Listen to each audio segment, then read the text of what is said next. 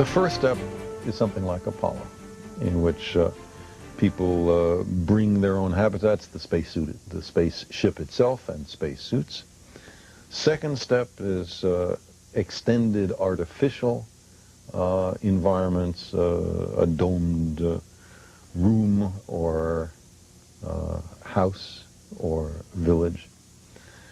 But the third step, which does seem to be accessible, that is, it's consistent with physics and chemistry, is to actually transform the environment of a planet like Mars so you could live there without taking heroic technological measures.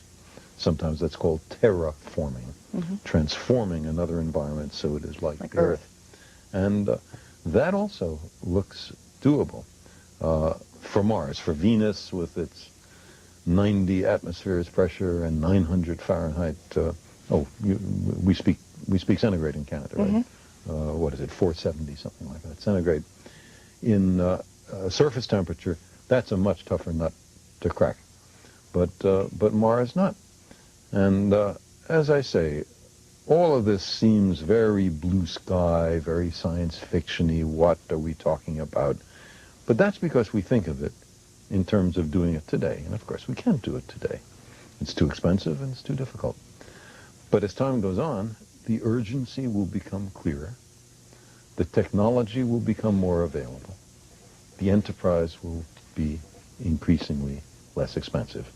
And there's a time when the curves will cross, and it will be cost-effective. Do you think really we should be spending money, time, and energy in figuring out how to get off the planet rather than trying to fix the planet and undo the damage we've done? You see, that question is an either-or question. And it falls into the category of fallacy called the excluded middle. Why only one or the other? Why not both? Why not an investment in both short-term and long-term? Why not do something that gives a hopeful vision of the future to young people who, many of whom have lost any sense of truly exciting futures, benign futures? This would be a case where nations would be working together for a common future. And there are not many cases of that where things are working today. Also, why is it fixing things here, including the environment, versus space? Why not fixing things here, including the environment, versus the military? When the military in the United States, including hidden costs, spends well over $300 billion of dollars a year, whereas the NASA program is a paltry $14 billion a year. I mean, I don't mean this. I don't mean this critically to you, but many people say, "Oh, space is all these other things we should be doing."